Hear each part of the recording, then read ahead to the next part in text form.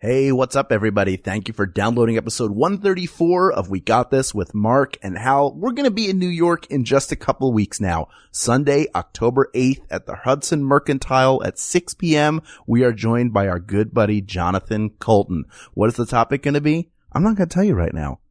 The only way you can find out is by coming to the show.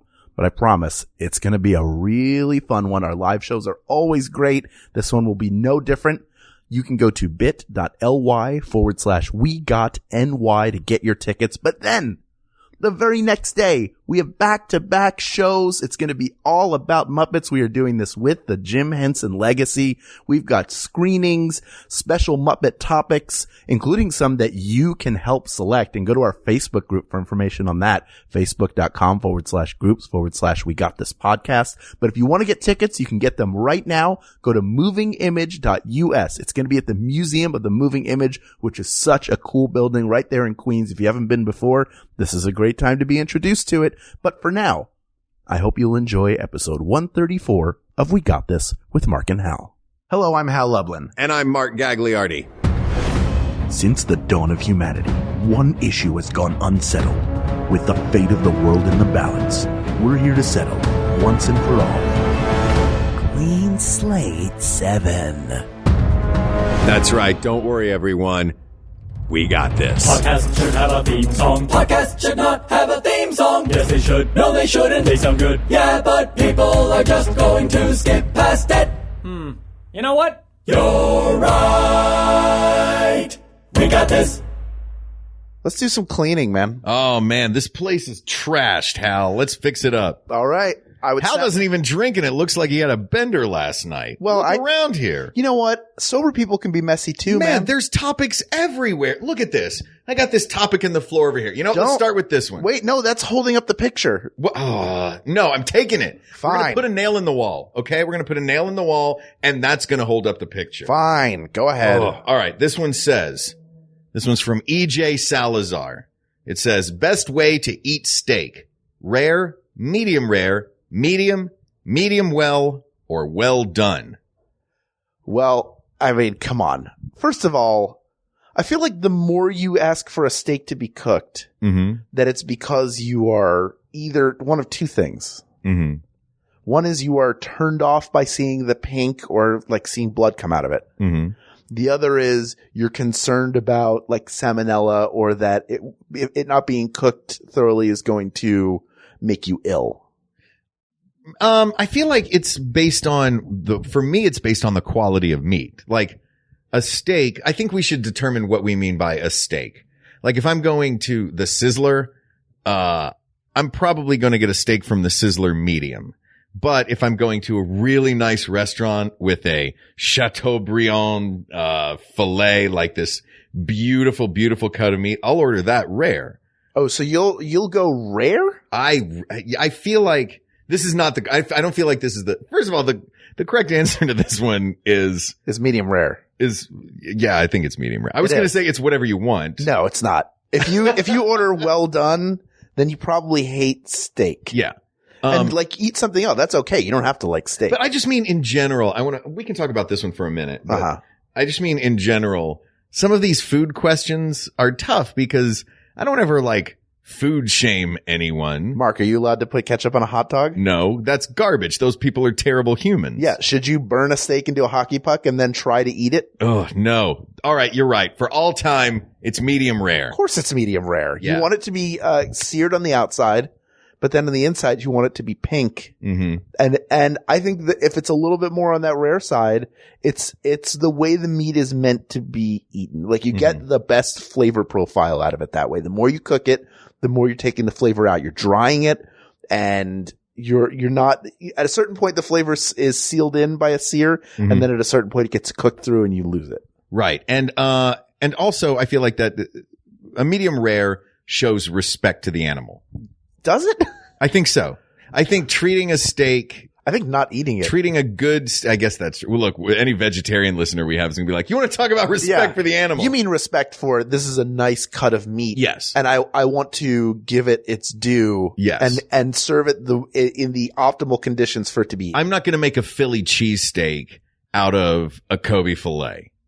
No. Why would you do that? Exactly. It's supposed to be, it's a cheap, ribeye. Exactly. Yeah. So the correct answer for this one is medium rare. Asked and answered. Well, before we get to asked and answered, I just have a couple more thoughts on this topic. Unanswered. I do love this topic. Do you know this? My brother, who's a chef, taught me a little trick that I love. I feel like I'm just going to mansplain this whole episode.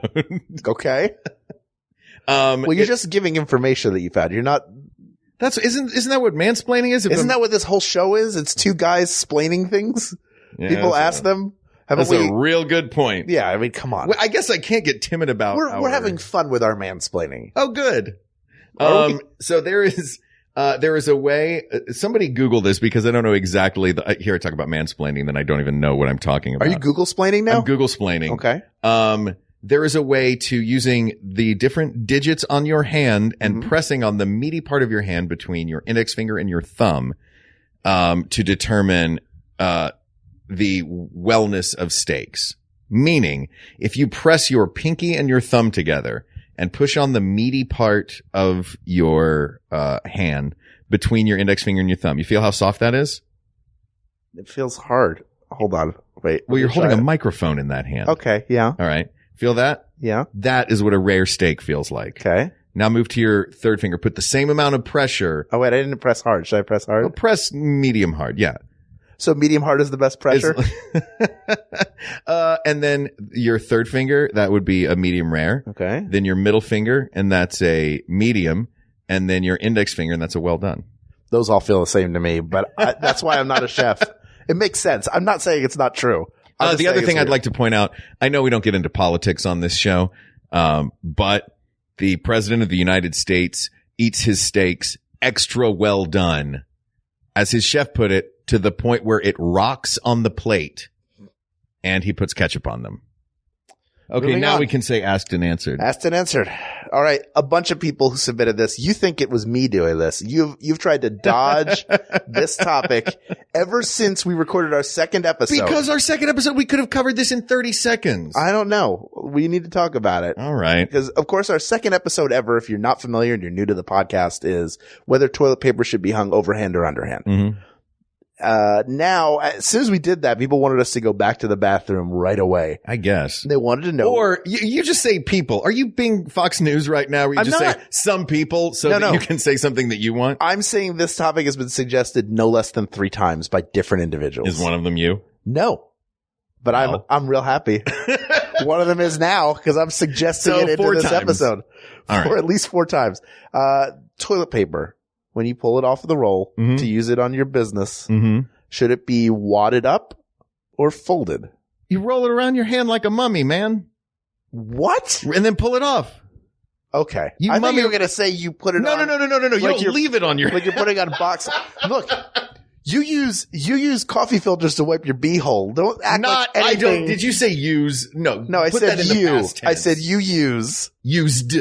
Yeah, only because you have toilet paper right now. Well, yeah. If you ran out, you'd be running over to Mr. Coffee and asking him to crawl into your unholiest place. Man, I did it again not long ago. See? I just moved into this place. I didn't know how much toilet paper I was going to need here. If somebody came in here into your apartment and looked around, there's no way that they would think this was the apartment of a man who wiped his butt with coffee filters, because it's so nicely put together. Like, it's well decorated. Thank you. Keep it very neat and clean. You're a fastidious person. I am. You keep a clean space. Everything is 100% in order. You have trouble recording unless everything, like, I've seen you walk around and like everything has to be put away and all the doors have to be closed and everything has to be set just so before you'll sit down. Yeah, I have a record. problem.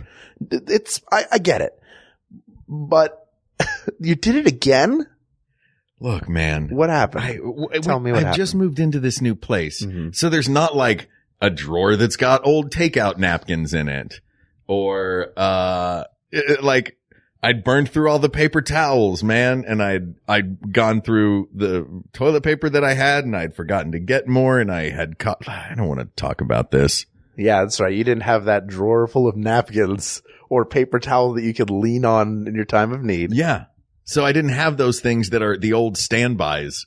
of I'm out of toilet paper and I'm not going to walk to the store with my pants around my ankles. Just jump in the shower, dude. You live like I could throw a rock and hit the 7-Eleven that's down the street from you, and I have a partially separated right shoulder. As diagnosed by John Hodgman. I'm gonna admit to something ridiculous right now. See, this is why we do this. Yeah, I guess. I have this great big window in my living room that is pretty wide open and looks right into the house next door. Yeah. Filled with lovely people, by the way. Okay. June next door, lovely British lady. Oh, wonderful. But this is a big window that looks right into my living room. Right. And on one far end is the bathroom and on the other far end is the kitchen. And if you realize there's no toilet paper, where are the paper towels? Straight clean across that room. So I've had to do the duck waddle across the living room with so much fear that the neighbors across the way caught view of me doing this. And not only was I guess fine enough with it to do it, I was fine enough with it to do it a few days later. When I wasn't going for paper towels, I was going for my phone that dinged in the kitchen. And I was like, I wonder who that is. And I did the waddle to the kitchen. Boy, this is the worst remake of Rear Window I have ever heard of. Who murdered that guy's dignity? That's big mystery in that film. Wadded is stupid. Wadded is bad. Look, wadded is terrible. So if it's folded or wadded, it's folded. If that's the question. Yeah. Anytime I wad, I go, this is not working. Because wad could spring out of your hand at any point like the little spring snakes in a can.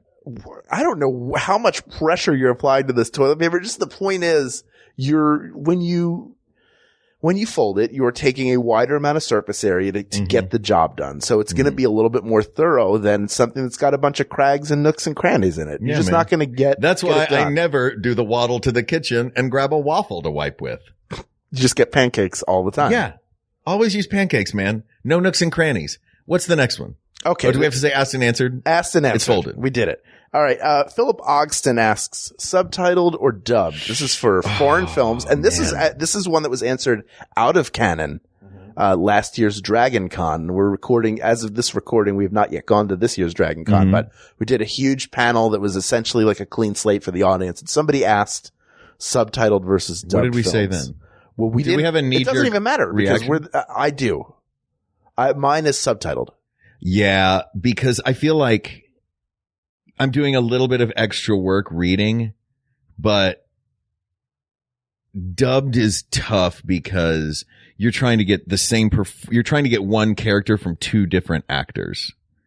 Correct. I would much rather try to get a character from one actor who is, and not to say like we do a lot of cartoon voices and stuff, and that's multiple artists working on one thing. Right. But the idea is always there that it's going to be like you are always thinking about that. Right. It's not, I'm going to deliver a performance that could get, let's be honest, changed in the dubbing later on. Right. I don't want to necessarily hear an American, English speaking voice version of a performance in a Italian movie or a French movie or a Japanese movie. Because I'm just going to name all the different languages. Please. Or a Spanish movie. Tagalog. Or a Tagalog movie. I feel like an actor's performance should be an actor's performance. And if it's not in your language, just read it at the bottom. Yeah. I think if you have trouble, like I have trouble keeping up with the subtitles, that's your issue, I think. And I get that there may be people for whom reading that is difficult for whatever reason. You could have a learning disability. Sure. You could be dyslexic. Like, and in that case, dubbed is great. Do whatever you need to get the story into you. Yeah. What we were saying in this case is you're someone who is capable of folling along using subtitles, but you find them distracting. You rely on them to understand, that you rely on dubbing because otherwise it would be difficult to follow the film in general for some other reason. Humanity can be heard in any language. Right.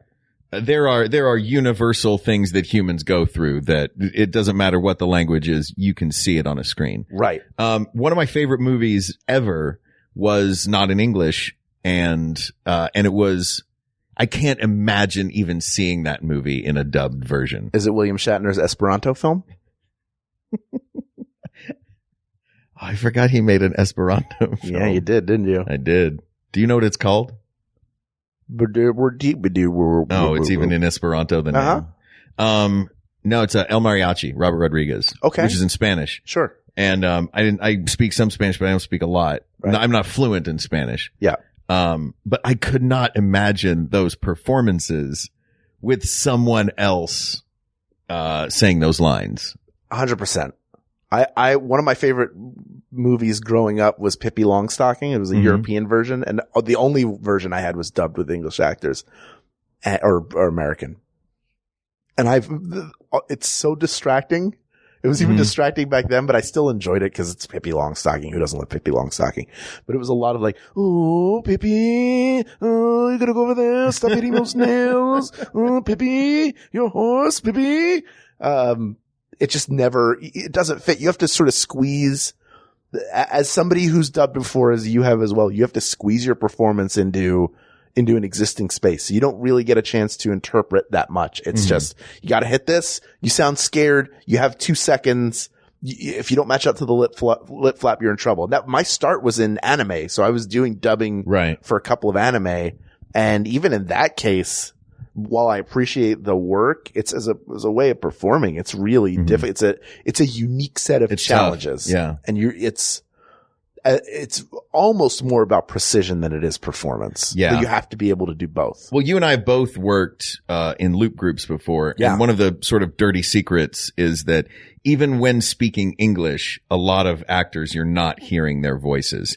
Whether it's because the movies are shot in other countries and the day players have thick accents from the countries that they're from. Right. Even though they're speaking English, or could be a million other reasons. I've replaced voices for entire movies just for something as simple as they didn't think this guy's voice had enough bass in it. Right. And famously, we may have even mentioned it on the show before, Glenn Close did the voice of, the woman, I guess it was Jane in Greystoke, The Legend of Tarzan, which was played by Andy McDowell, but at that time, Andy McDowell had a thick Tennessee accent. Right. So all of her lines were replaced with Glenn Close.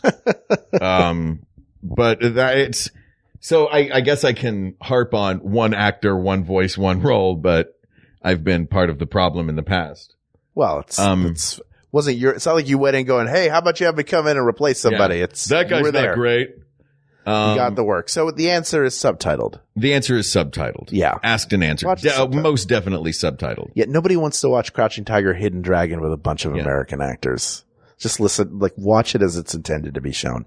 All right. Scott Boucher. I hope that's how you say it. Or it's Boucher or Boucher. Let's say Boucher. Let's say Boucher. That sounds fun. Asks. Isn't that Phoebe's last name from Friends? Phoebe Buffet. Buffet. Close. Cousins. Should you put ketchup on eggs? See, this is another one of those food questions where I feel bad saying, because what I really want to say, I know we have to decide, but what I really want to say is, yeah, if you like ketchup on your eggs, put ketchup on your eggs. Do you want me to decide then? You know what? I'll say this. It depends on how the eggs are cooked. Yes. Don't put ketchup on a beautifully poached egg. Yeah. Don't put ketchup on a poached egg. Don't put ketchup on eggs over easy, fried eggs, sunny side up. However. But if they're scrambled. If you got scrambled eggs. It's delicious. Oh man. You put some ketchup on I those. love me some ketchup on some scrambled eggs. Ooh, doggy. Doggy. How do you make your eggs at home usually? Like scrambling them? Or in general? Scrambled eggs are my favorite food on the planet. Really? I used to go to the Country Club Diner in Northeast Philadelphia as a kid. I would get the same thing every time. I get a bowl of matzo ball soup. Then I get scrambled eggs with French fries and a toasted bagel on the side. Oh man. Scrambled eggs and French fries. At the diner where I went to college, scrambled eggs, French fries, and 2 pancakes was $1.99 when I was in college. And even then, I say that like I'm ancient, but even then $1.99 was, I'm sorry, what? This is how cheap?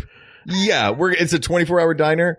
Get ready to have the entire theater school of DePaul coming into this diner all the time and just ordering this. Wasn't the Golden Nugget, was it? No, it was a place called Clark's. And actually, it was for scrambled eggs, toast, and home fries. Yeah. But we all quickly learned that it was free to substitute pancakes for toast and free to substitute fries for home fries. Oh, you should always be free to substitute fries for home fries. The pancakes, that's a good hack. Yeah, Good that was life hack. a good life hack. Woo. And we got full there, and I got fat in college. Yeah. I don't blame you. Man. Well, also Chicago, you got to put some weight on to survive the If cold. you don't leave Chicago fatter than when you got there, you haven't done Chicago right. Correct. I think for this, I read this as should you put ketchup on scrambled eggs because Okay. I think that's the thing that people really top it with stuff. The answer is yes. If you're already doing it, who are we to tell you to stop? And if you haven't done it yet, try it. It's really good. Yeah, we're Mark and Hal. That's who we are. And we're telling you that that's now how you have to eat your scrambled suddenly eggs. like 130 episodes in getting iffy about our premise? Do I have to slap you around? Is that what has to happen right now? I'll tell you You what. have to slap me around like Bugs Bunny. Let's take a quick break to hear from other shows on the Max Fun Network. And Mark, can I talk to you in the other room? Dun, dun, dun, dun, dun, dun, dun. Ow, ow. We'll be right back. We Got This is supported by HelloFresh, the meal kit delivery service dedicated to making cooking fun, easy, and convenient. I tried it out. It is awesome. You guys, if you know anything about me and this show, you know I love cooking. I'm obsessed with kits, and I have a little bit of OCD. So getting these perfectly portioned ingredients was like Christmas for me. The chicken and the steaks were beautiful. The produce was all fresh, and I learned 3 new recipes that I'm going to use again. Each week, HelloFresh creates new, delicious recipes with step-by-step instructions designed to take around 30 minutes for everyone from novices to seasoned home cooks short on time, all for less than $10 a meal. All delivered to your doorstep in a special insulated box for free. For $30 off your first week of HelloFresh, visit HelloFresh.com and enter promo code WeGotThis30. The Dead Pilot Society podcast brings you hilarious comedy pilots that were never made, featuring actors like Aubrey Plaza, Andy Richter, Paul F. Tompkins, John Hodgman, Adam Scott, Molly Shannon, Busy Phillips, Tom Lennon, Anna Camp, Laurie Metcalf, Felicia Day, Michael Ian Black, Adam Savage, Paul Scheer, Ben Schwartz, Skylar Aston, Mae Whitman, Josh Molina, Ben Feldman, Nicole Byer, Jason Ritter, Sarah Chalk, Steve Agee, Jane Levy, Allison Tolman, Danielle Nicolette, Casey Wilson, Anna Ortiz, Lorraine Newman, June Diane Raphael, Kieran Chipka, Ed Week, Zach Knight, and Carrie Kenny Silver, John Ross Bowie, Jamie Denbo, Janet Varney, Alessandra Torres, Summer, Ellie Morales, Matt Gordon, and many more. Listen at MaximumFun.org, iTunes, or wherever you download podcasts. Hello, Internet. I'm your husband host, Travis McElroy. And I'm your wife host, Teresa McElroy. And together we present Schmanners. It's extraordinary etiquette. For ordinary occasions. We explain the historical significance of everyday etiquette topics, then answer your questions relating to modern life. So join us weekly on MaximumFun.org or wherever podcasts are found. No RSVP required. Check out Schmanners. Schmanners. Get it?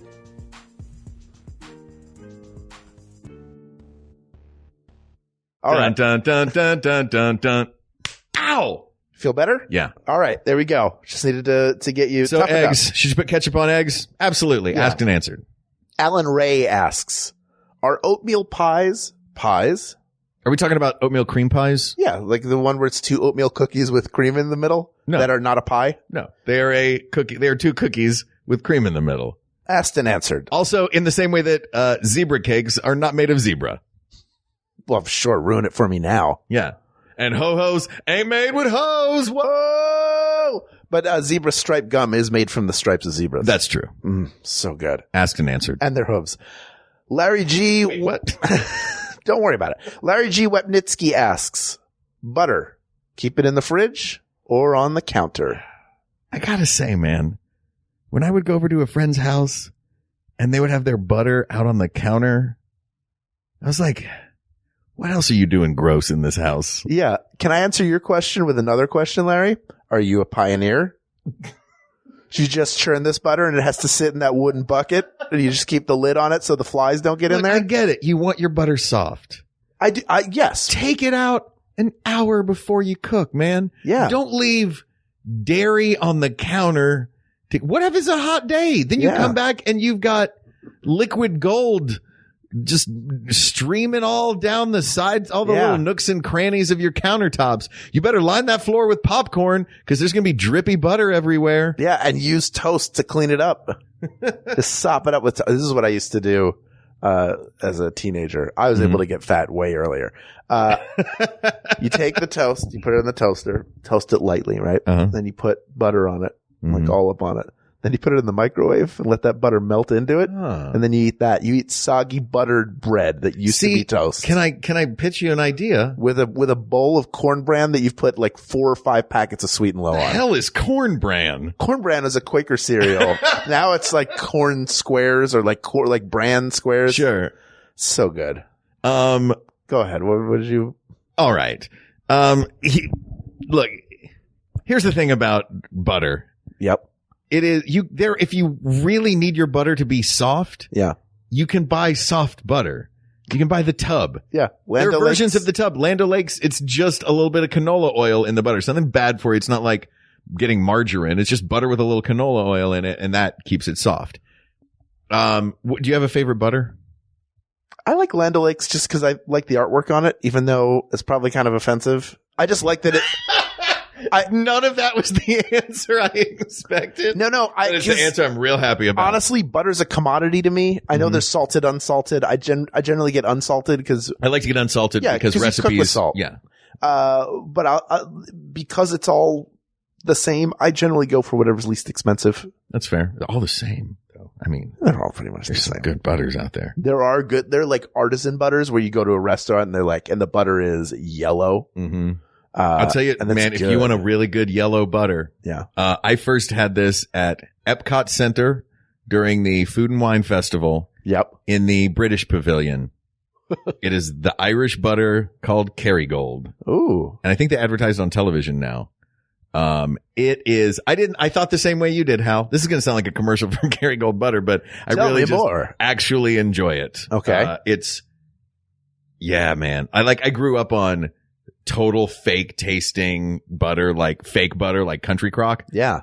And there's something really homey about that fake margarine butter flavor. As a kid from the South, that's what we had. So the first time I tried like real butter, and I was like, yeah, this isn't as good as the fake stuff this isn't as good as my Country Crock. That stuff was salty. But I feel like Kerrygold butter is, and that's the one I get the salted version of. Just like on bread is what all of the margarines were trying to be. Okay. Oh man. And it is.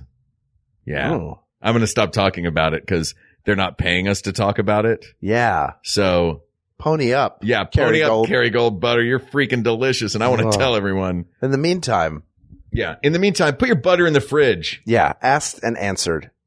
All right. Chris Winspear asks, baseball caps indoors, yay or nay? And here's why. Because of the group picture that we took with Angela Weber when she recorded Oceans versus Pools with us. You were wearing a baseball cap indoors. I guess somebody thought that was an issue. I apologize if I offended anyone. I don't think anybody was offended. Who knows? Maybe they were. It's not the old days where you take off your brimmed hat when you walk into a room. That said, I can see how people, like, if it's a room that demands respect, I will take my hat off. A church. Okay. Mainly a church is the one that I was thinking of. A Starbucks. A church, a Starbucks, a roller coaster, but that's more about not wanting to lose it. Sure. A Gymboree. Sure. I will take my hat off out of respect if it's a place where I should, like, I'm not going to wear a baseball cap to court. You know what I mean? Will the defendant please be cool? I will tell you this. I went to a Quaker school, Abington Friends School. And we've talked about this. We've talked about AFS before, I'm pretty sure. But have we talked about it since I went to Philadelphia? To those who don't know about Abington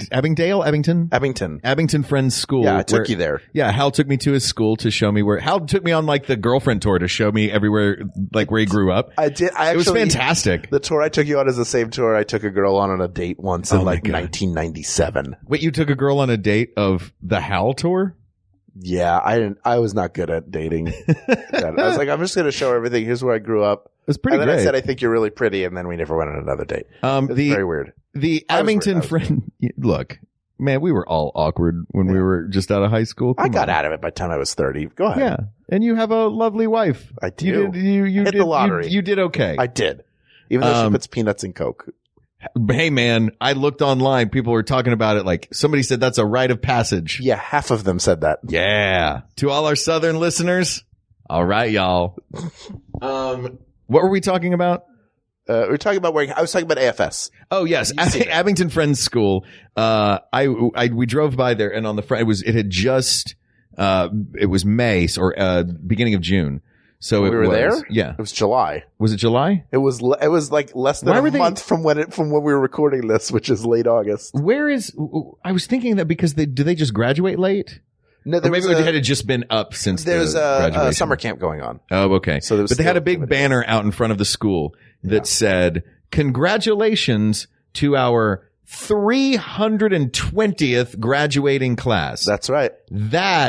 Is it the oldest school in the United States that you went to high school? Second oldest private. Second oldest private school in the country. The oldest is one of our rival schools. Oh, man. I think it might be Germantown. How does it feel being almost something? The worst. Really? Did you guys underdogs. hate that? No, I mean, it's cool. Like it's an amazing historical school. George Washington supposedly both marched and camped on our campus during the Revolutionary War.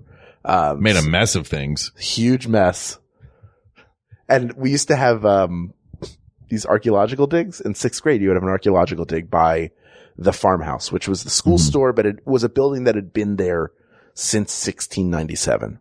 And if you're doing an archaeological dig on a school that's 300 years old, what are you looking for? Other students' teeth? Well, you're looking for other students' teeth. You'd find like bits of a clay pipe. You'd like maybe a bit of a jar or something. We'd be digging. This is digging like 2-3 feet deep. Wow. I think what happened. They buried some stuff out there. Was that Ray Shorley, our beloved history teacher, who's a painter now. Feet. I think he would just bury the same stuff over again and keep some of it in a display case. There's no way that in the time that happened, even in 10 years, that place wasn't picked clean because it was a small plot of land that we were digging in. We used to, where I grew up was Campbell Station in Farragut, Tennessee. And, the Battle of Campbell Station was a small battle in the Civil War. And we used to, some kids used to go and find a lot of mini balls out there. For those of you who don't know, a mini ball is the, little bullets from the really super lethal bullets that. Yeah, it's a musket ball. Made no, it's rifled. It's pointed like a bullet and rifled. It was one of the first things that was like that. So it was deadly accurate and made the Civil War one of the most deadly wars in American history. And we used to go hunting for them as kids. Okay. But anyway, getting off of, Abington Day School and back to baseball caps, indoors, yay or nay. All of this to say, at Abington Friends School, for many years when I was there, you were not allowed to wear a baseball cap. Now, this is a place where the English teacher had a bumper sticker. Chris Long had a bumper sticker up on her blackboard that said, "Subvert the dominant paradigm." So we were taught to think outside the box, to question authority, question everything, but we were not allowed to wear baseball caps. And for a collection Did you wear a baseball cap to subvert the dominant paradigm? No, we were but it was like a major point. Like, how come we're not allowed to wear baseball caps? Which really is not that big a deal. But that was something, I don't know what it was held over from, or if it was just, it's disrespectful to wear a hat inside. But eventually I think it was allowed. I seem to remember by time I graduated in 1995, you were allowed to wear a cap indoors. All this to say that I don't like it all the time. I don't like people wearing caps all the time, like in a club. Like it just, sometimes it comes off kind of, sometimes people can pull off a hat. It's just sort of, he or she is a hat person. Other times it just comes across kind of douchey. Yeah, this one, you know what? I may be guilty of this. I was actually, for those who are concerned, the reason that I was wearing a baseball cap that day was I had run out of pomade. And when I don't have pomade, my hair looks super poofy. Yeah. So with Angela coming over and Hal coming over, I thought I want to look professional. So I threw on my baseball cap. And I didn't think anything of it. Yeah. Like, I've seen you in a hat a bunch, and it's not, for you're not one of those people for whom baseball hat is like a fashion accessory. And when you're putting it on to create a look, I think that's where it becomes kind of like, I'm not into that. But the thing about fashion, man, is fashion is what you like, is who a person is. Like, you do your thing. Like, right. Whatever your style is. I saw a guy walking down Hollywood Boulevard the other day in full on gold lame everything. Okay. And I was like, man, you do you, dude. Like, if that's what you want to wear, that's what you want. You look cool. Like, you don't look like anyone else I've seen today. Right. That's pretty cool. That said, I'm realizing now, I'm thinking about this. I'm thinking of more and more places where I don't wear a baseball cap. Okay. I won't wear a baseball cap in a restaurant. Right. Because that feels disrespectful. Like, I try not to. You know what I mean? If Like, I have one on, it's because my hair's all messed up, or I didn't want to wash or brush it. and if I'm in like a tourist place, or like a super casual place. Let me ask you this. If you've been out all day with a baseball cap on, and then you go to like Maggiano's, a place that's like a chain restaurant, but it's kind of like you could wear whatever you want in there, but you might want to look a little nice. Maybe not. Maybe Maggiano's is a poor example, but you know what I'm talking about. I'll take my hat off. You'll take your hat off because hair? a few years, mussy hair I think is better than having a hat on. Okay. I wouldn't previously. I would have just worn my baseball cap, but I was thoroughly schooled at Musso and Frank's one night. Oh, do you know Musso and Frank's? I do know Musso and Frank's. Musso and Frank's is a restaurant in Los Angeles on Hollywood Boulevard from, I believe, 1919. Yeah, it's almost 100 years old. It's nearly 100 years old. This as are most of the staff. Oh man, talk to Caesar at the bar. This was a tip from our mutual friend Eric Edelstein. Talk to Caesar at the bar. He has stories about when Brando used to eat there. Like, this guy has been there for like 50 years. He's amazing. And it's just this really old Hollywood restaurant. And Eric and I went in one night and had a few drinks at the bar. And when I walked in, I took my hat off. And because Eric nudged me and told me to, as we were walking in, he goes, take your hat off. And I took my hat off. And as we were leaving, the maitre d', who Eric is friends with, from that place, they know each other from there. He said, I like your friend. I like your friend, Eric, because your friend knows he has respect. He takes his hat off when he comes into an establishment. That last guy you brought in here, I don't like that guy. That guy didn't take off his baseball cap when he walked into this restaurant. You show some respect. This is a 100-year-old restaurant. Frank Sinatra ate here. Like, this guy he remembered that a guy didn't take his baseball cap off weeks ago when he had come to this restaurant. Was that person also you? That person was not also me. Because that would have been the ultimate kicker for that story. Would be for that guy to be like, hey, and that guy you brought in here with you just 10 minutes ago that had the hat on, I didn't like him. This guy I like. This guy's all right. He's not wearing a hat. That guy that had the glasses on and had his finger over underneath his nose like it was a mustache. That guy I didn't like. This guy with no glasses and no finger under his nose like it's a mustache. This guy's okay. Maybe he's like a baby where if it's like a hat, he doesn't. There's no object permanence. Yeah, no object permanence. This is a tough one, actually. I thought it was like, yeah, fine, wear a hat if you want to, but this is, I don't know, man. There's also a fine line between when you feel like you should be respectful of others and when you feel like other people are imposing their will on you. Yeah. But there's no qualifier in this. It just says baseball caps indoors, yay or nay. And that being the case, how do we rule in any way other than nay? If there are multiple places, including most restaurants, most churches, court. I don't know why I keep coming back to court. Because you spend a lot of time in court? Man, I spend so much time in court. I told you about the time that my uncle hired me a great big ex-military guy as my bodyguard for a court date I had. I'm going to put my mic down and let you talk now. All right. So I had a court date once for one of myriad offenses I've had through the years. And my uncle Dan, who's a private detective out of Detroit, he called me. Real thick, he talks like this, which is weird because it's not a Detroit accent, it's not a Philly accent, which are the two places he's from. Right. Mark, let me tell you something. I'm going to send a guy with you to your court date. His name's Mike. He's a good guy. He knows about these things. So if you have any questions, you can ask him. When Mike showed up, Mike is like 6'6", bald head, goatee, straight out of Central Casting. somehow wearing a khaki shirt and khaki pants, but pulling it off, girl. He is, and literally all Mike did was anytime the judge would ask me anything, I would look at Mike and he would either shake his head or nod his head. And that is how I answered questions to the judge. And Mike, when I had to pull, and I wore a suit. Okay. And when I had to pull stuff out of my, messenger bag, I would hand the messenger bag to Mike and he would hold his arms out flat and open it up for me. I think people in that court must have thought I was some sort of mafia kid because I brought this giant man with me and all he did was stay silent, nod, shake his head and hold my bag. Did it work? Yeah, I got everything I wanted out of the courtroom.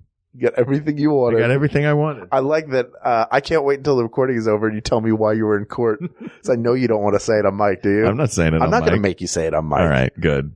Have you seen that guy again? No, he disappeared in a mist.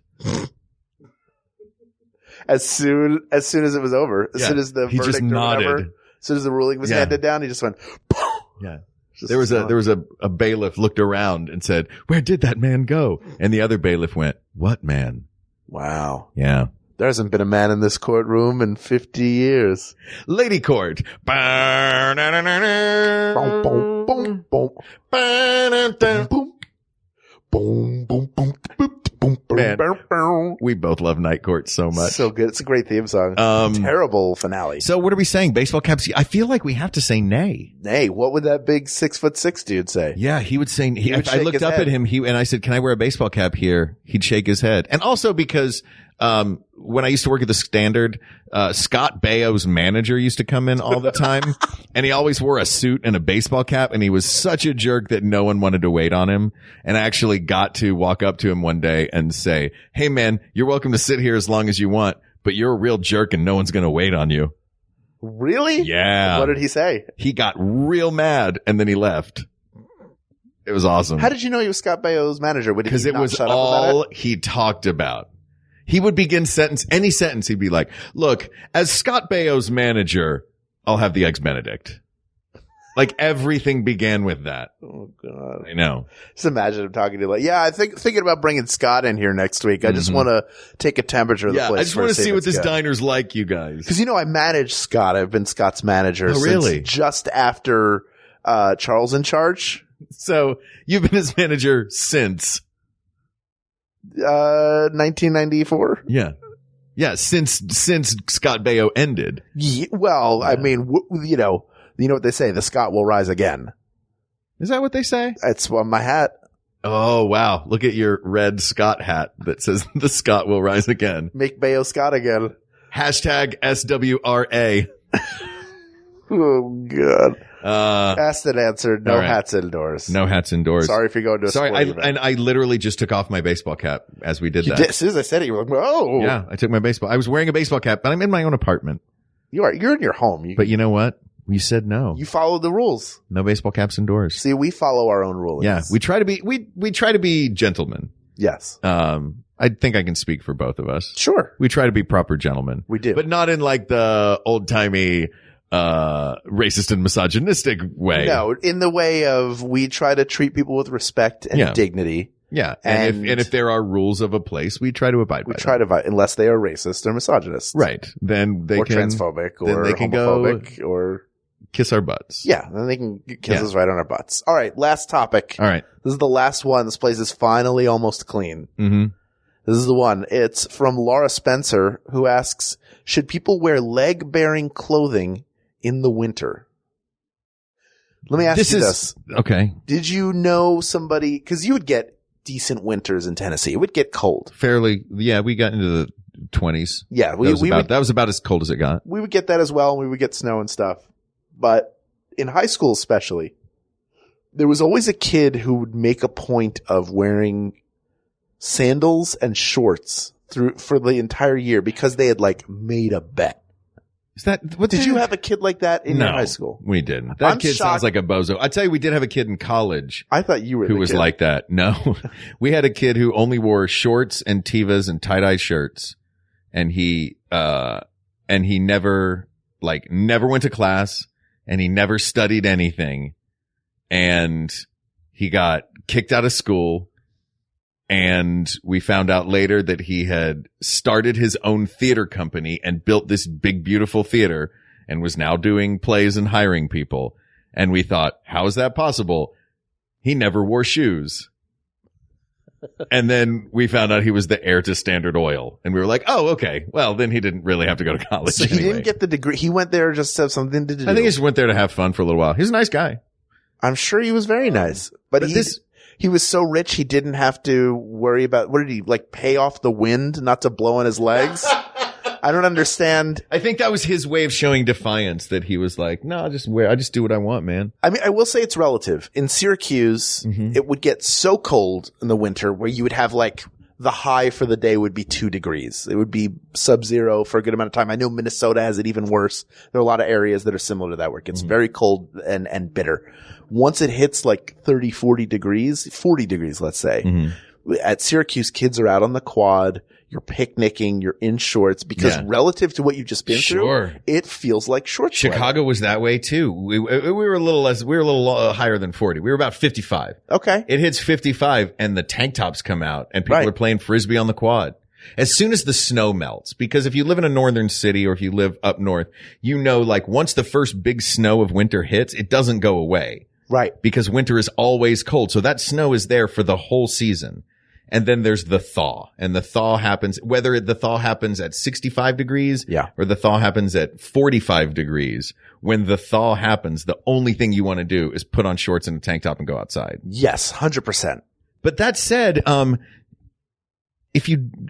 there's no stipulation about cold in this question. The question is just, should people wear leg-bearing clothing in the winter? And if you're not cold, look, I run hot. I'll wear a tank top and jeans in the wintertime in Chicago and be fine.